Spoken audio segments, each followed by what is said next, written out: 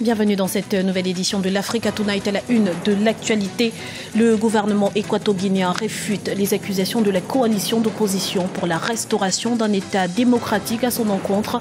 Il dénonce une tentative de déstabilisation et appelle à la retenue. Voilà qui devrait mettre fin à 2 mois d'embrouille au sommet de l'État. La composition du nouveau gouvernement bissau-guinéen a été dévoilée ce mardi. Les détails dans ce journal. Et puis le Congo se dote d'infrastructures modernes. Le port et l'aéroport de Pointe-Noire ont été inaugurés ces 11 et 12 octobre par le président Denis Sassou Nguesso. Mais tout d'abord, ça y est, le texte intégral du projet de constitution qui sera soumis à un référendum le 25 octobre 2015 au Congo-Brazzaville a été rendu public ce mardi. Ce texte de 54 pages comporte 246 articles répartis en 21 titres. Concernant le pouvoir exécutif, il consacre la réduction du mandat du président de la République qui passe de 7 à 5 ans, renouvelable 2 fois. Le verrou sur la limite d'âge, jusque-là fixé à 70 ans, a également été levé. En Guinée équatoriale, la CORED, principale coalition d'opposition, accuse le régime du président Teodoro Obiang Bazogo d'être responsable de l'assassinat d'au moins 310 opposants. Une accusation jugée infondée et balayée d'un revers de main par les autorités équato-guinéennes. Paul de Singwe. Le démenti est formel, il refute les accusations du CORED à l'encontre du régime du président Obiang Bazogo. Cette coalition de l'opposition équato-guinéenne a rendu publique une liste de 310 victimes supposées assassinées qu'elle impute au régime du président équato-guinéen. La Guinée équatoriale, le régime du président Obiang, après son accession au pouvoir, et compte tenu de l'histoire de Guinée équatoriale avec le premier régime de 11 ans, avait accepté de collaborer avec la Commission des droits de l'homme des Nations Unies, qui avait détaché plusieurs représentants des droits de l'homme en Guinée équatoriale pour faire le suivi de l'évolution de la situation des droits de l'homme, ce qu'on appelle les relateurs spéciaux. Ces relateurs spéciaux continuent à venir en Guinée équatoriale pour vérifier l'état de la situation des droits de l'homme.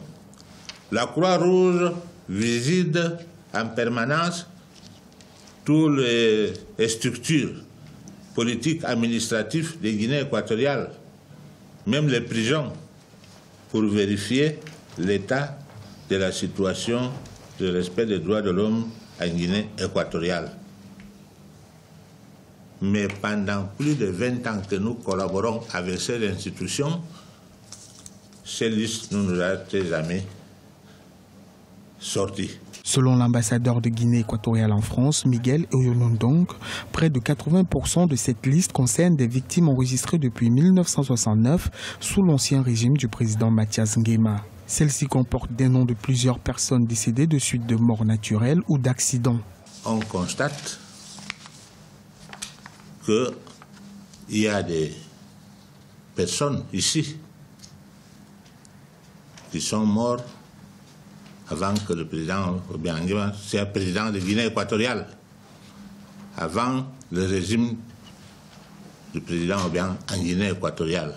Ce régime date de 1979, 3 août, et nous voyons ici des gens qui sont morts vers les années 70, 71, 73, 74, 75, et même 76 qui figurent dans ces listes. Et nous voyons aussi dans ces listes les gens, des personnes pour lesquelles le premier président de Guinée équatoriale, Francis Comacé, a été jugé après son renversement. Ces gens se trouvent dans ces listes. Ces dernières années, le gouvernement équato-guinéen a mis sur pied une politique de réconciliation et de renforcement de la cohésion nationale. Une politique qui a débouché sur un dialogue national en 2014. Pour les autorités équato-guinéennes, les accusations d'assassinat portées par l'opposition visent à mettre à mal l'unité nationale et à déstabiliser le pays. Elles appellent à l'apaisement et à la retenue. Après 2 mois de blocage politique, le voile est enfin levé sur la composition du nouveau gouvernement bissau-guinéen. La nouvelle équipe comprend 15 ministres et 14 secrétaires d'État. Les défis sont nombreux. Le point tout de suite avec Deogracias Podo. Après 2 mois d'impasse politique, la Guinée-Bissau a un nouveau gouvernement. Mardi 12 octobre 2015, c'est par un décret signé par le chef de l'État, José Manuel Vaz, que la nouvelle équipe gouvernementale a été annoncée. Elle compte 15 ministres et 14 secrétaires d'État sous la conduite de Carlos Correa, nommé Premier ministre le 17 septembre 2015. Les nouveaux ministres sont pour la plupart issus du précédent gouvernement dissous au mois d'août et sont également membres du PAIGC, le parti présidentiel. Je ne vois pas une très grande différence. 80% des ministres qui avaient aidé au gouvernement sont reconduits. Je n'ai pas vu la raison pour laquelle même le président est dissous l'ancien gouvernement. Parce que il n'y a pas un changement significatif. La société civile, la communauté internationale a demandé qu'il n'y a pas un motif qui justifie la dissolution de ce gouvernement, mais le président a entendu ainsi qu'il fallait qu'il dissout le gouvernement. Également représentés dans ce gouvernement, la société civile ainsi que 2 formations de l'opposition, à l'exception du Parti de la Rénovation sociale, la deuxième formation politique du pays. Désormais, l'inquiétude semble surtout concerner les divisions constatées au sein même du parti présidentiel. Le PRS n'est pas obligé d'entrer dans le gouvernement s'il juge que c'est une question d'opportunité. Il y a peut-être des divergences d'idées dans même le PAIGC, c'est ce qui me fait présager que ce gouvernement pourrait ne pas faire long feu. Il y a des alliances dans le PAIGC, donc s'il y a division au niveau du PAIGC, le gouvernement là aura des difficultés à gouverner, quoi. Selon le décret présidentiel, en raison d'un désaccord, les portefeuilles de l'intérieur et des ressources naturelles n'ont pas été attribués. Aucune indication sur la date ou les modalités de nomination pour ces portefeuilles pour le moment confiés par intérim au Premier ministre. C'est un des points clés de l'accord de paix signé entre le président Salva Kiir et son adversaire Riek Machar en août 2015. Les troupes ougandaises se sont engagées à quitter totalement le Sud-Soudan d'ici le 1er novembre 2015.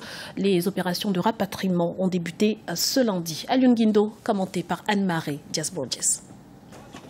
Le retrait des troupes ougandaises du Soudan du Sud a débuté le 12 octobre 2015 et devra se faire d'ici le 1er novembre 2015. Cette décision résulte des pourparlers qui ont mené à la signature d'un accord de paix le 26 août 2015 entre le président Salva Kiir et son adversaire Riek Machar.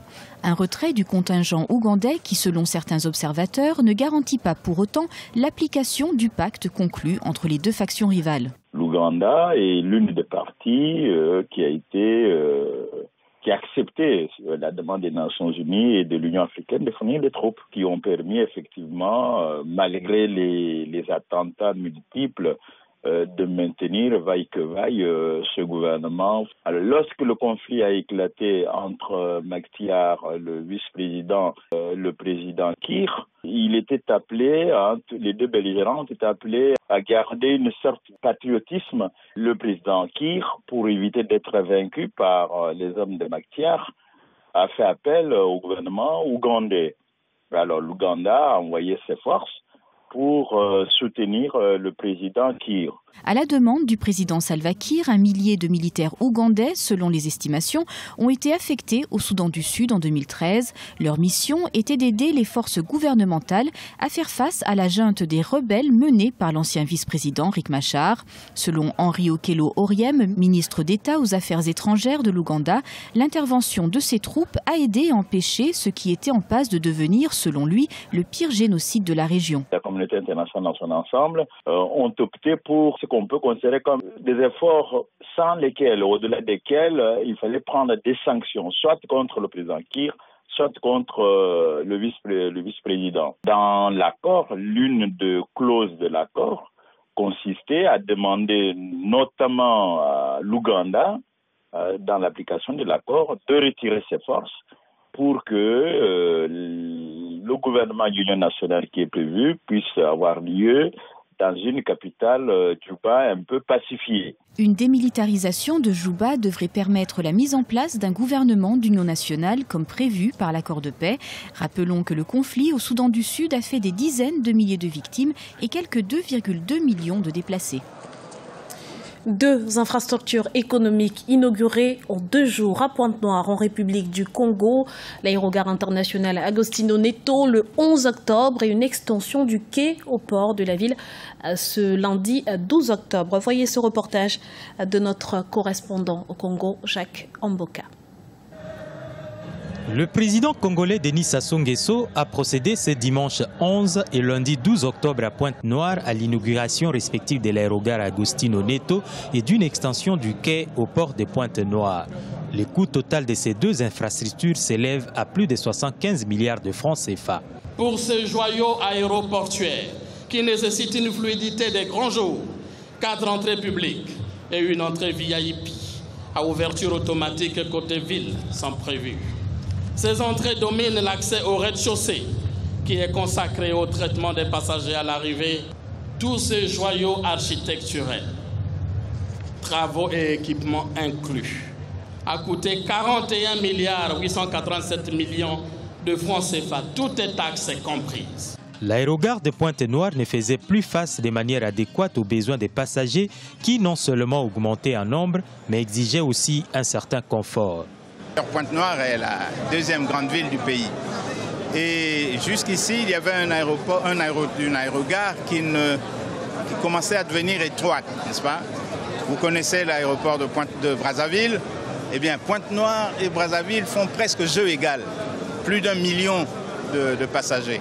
Évidemment, on ne peut plus traiter avec confort 1 million de passagers dans l'ancienne aérogare. Voilà pourquoi on a été porté à construire cette aérogare-ci. L'aérogare Agostinho Neto va accroître le trafic aérien dans la capitale économique du pays. Du côté du port, l'extension du quai de 200 à 400 mètres linéaires aura des effets immédiats sur les performances du centre de services pétroliers en raison des multiples sollicitations des opérateurs pétroliers. C'était le journal de la rédaction. Nous vous remercions pour votre fidélité. Retrouvez dans un instant une nouvelle édition de l'information sur Africa 24.